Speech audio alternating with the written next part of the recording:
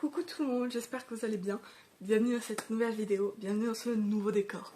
J'espère qu'il vous plaît, je préférais celui d'avant, on va pas se mentir. Mais là de toute façon il va bientôt avoir plein de posters et tout pour remplir l'espace. Bref, j'espère que ça va quand même au niveau du décor. Je suis pas vraiment fan, je vais essayer de le changer au fur et à mesure. Enfin bref. On se retrouve pour ce petit bilan lecture, ce petit wrap-up du mois de septembre et du mois d'octobre. Donc let's go. Alors je procède pas du tout dans l'ordre, je vais juste faire les livres papier et après je ferai les livres que j'ai pas en physique.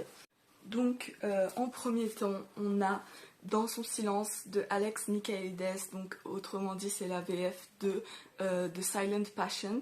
Et je l'ai lu pour une vidéo, je vais pas spoiler donc je vais pas dire. C'était trop bien, c'était juste parfait pour la vibe automne. Le plot twist final, une petite pépite, je ne m'en doutais pas.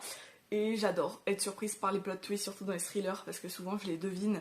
Là, c'était génial. Il y avait vraiment un sens philosophique, un sens hyper intéressant dans l'écriture, dans la manière dont c'était raconté et tout.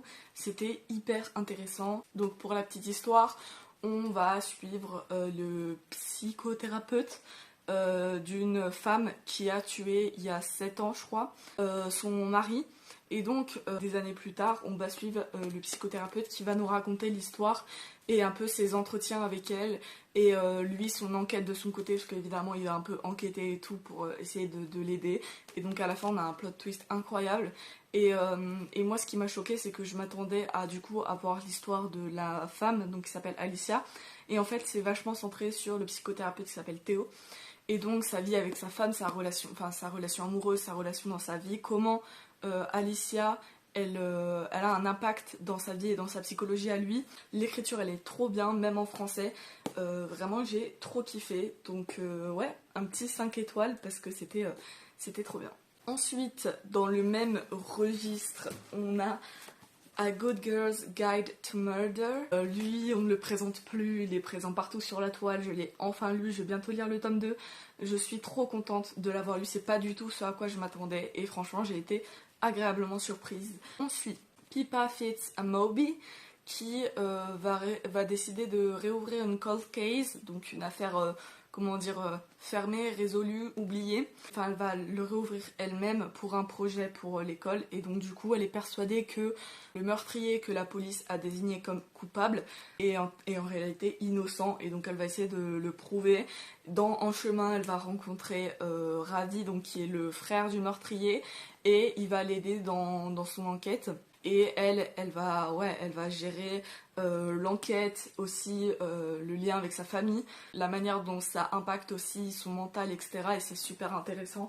C'est que vraiment, comme c'est un YA, je m'attendais vraiment juste à ce qu'il y ait une romance, une enquête, l'enquête est résolue, bam bim boum, et c'est réglé au bout de 2 minutes. Non, là c'est vraiment beaucoup plus intéressant que ça, et c'est pour ça que j'ai été agréablement surprise. C'est un très très bon YA, vraiment je vous le recommande. C'était hyper touchant, hyper bien, vraiment j'ai chialé. Et si je chiale au tome 1, je sais que le tome 3, je vais souffrir parce que le tome 3, c'est... Ouais, la manière dont... Il y a une psychologie aussi dedans et la manière dont l'enquête, elle détruit petit à petit. Je sais que ça se verra encore plus dans le tome 2 et dans le tome 3, c'est pour ça que j'ai hâte de les lire.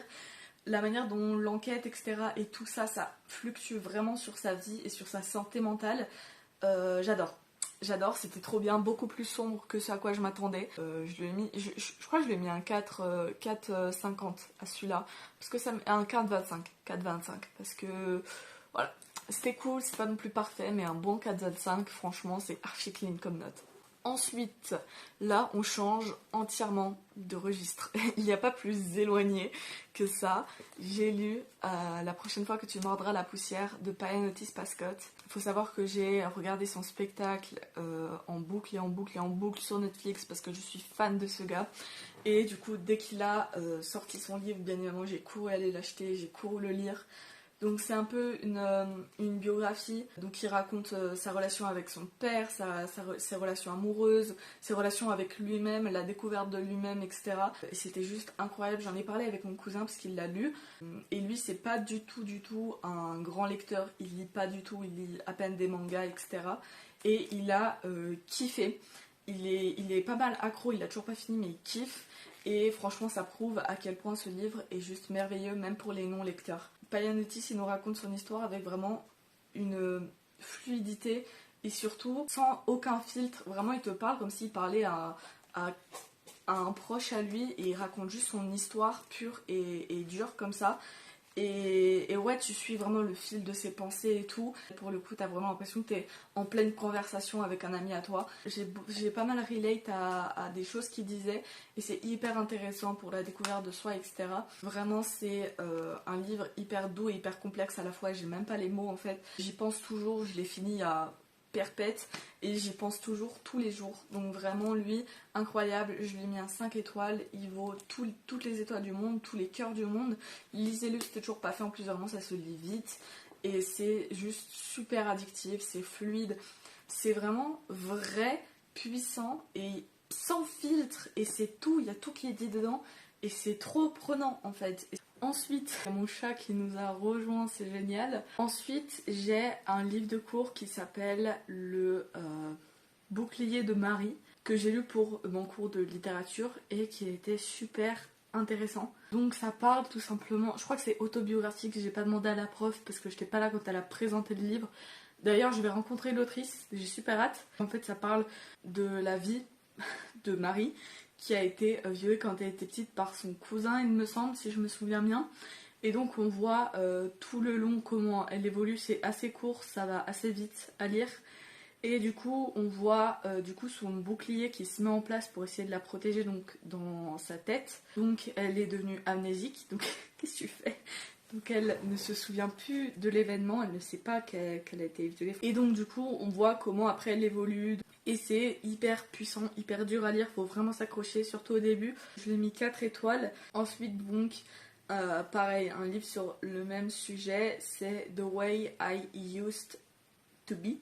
J'ai tellement des feelings compliqués avec ce livre. Ça parle pareil d'une fille qui a été agressée sexuellement par le meilleur ami à son frère quand elle avait 12 ans je crois.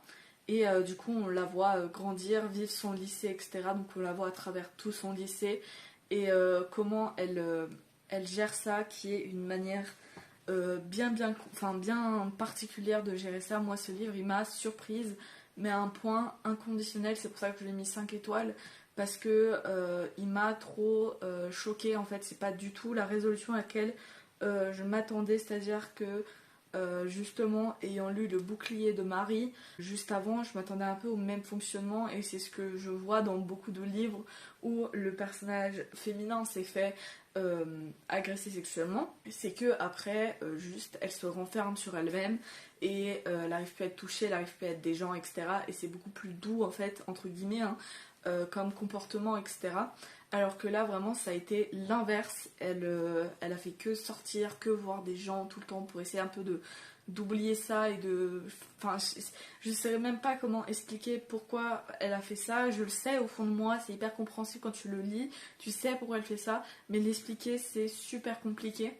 Et ouais, franchement, c'était tellement puissant. J'ai trop hâte de lire le tome 2 qui sort en novembre. L'écriture elle était incroyable, il y a des chapitres qui étaient très très durs à lire. Moi je sais que j'ai sauté un chapitre. Ouais, donc encore une fois, gros trigger warning quoi. Big 5 étoiles. Ensuite, dernier livre lu pendant ces 2 derniers mois. J'ai oublié le nom, je suis désolée, mais c'est ce livre-là. Donc c'est le tome 2 de la saga des enfants insoumis qui comprend beaucoup de livres. C'était trop bien, hyper court, hyper addictif.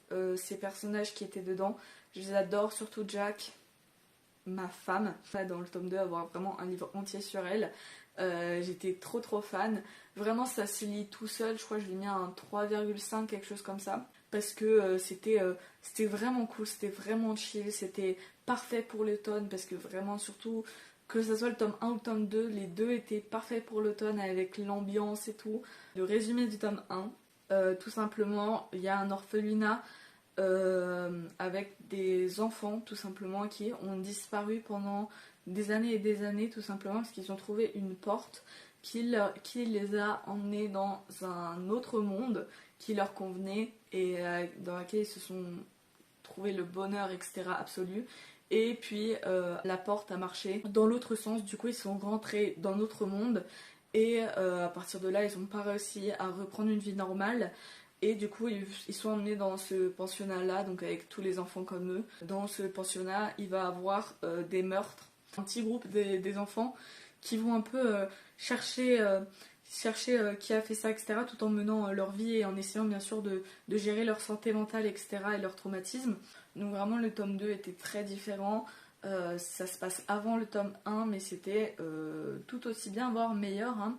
Donc c'est tout pour ce bilan des 2 derniers mois. J'espère qu'il vous a plu, j'espère que je vous ai donné envie d'en lire certains. Si jamais vous comptez en lire certains ou que je vous ai donné envie, n'hésitez pas à me le dire, que ce soit en commentaire sur Instagram ou quoi. J'ai très envie de voir vos updates, etc. Si vous, pareil, si vous en avez déjà lu, venez m'en parler, qu'on en discute, etc. Ça serait super intéressant. Et n'oubliez pas de commenter, liker, comme d'habitude, faites tout ce que vous voulez. Et puis ouais, moi je vous love et kiss kiss.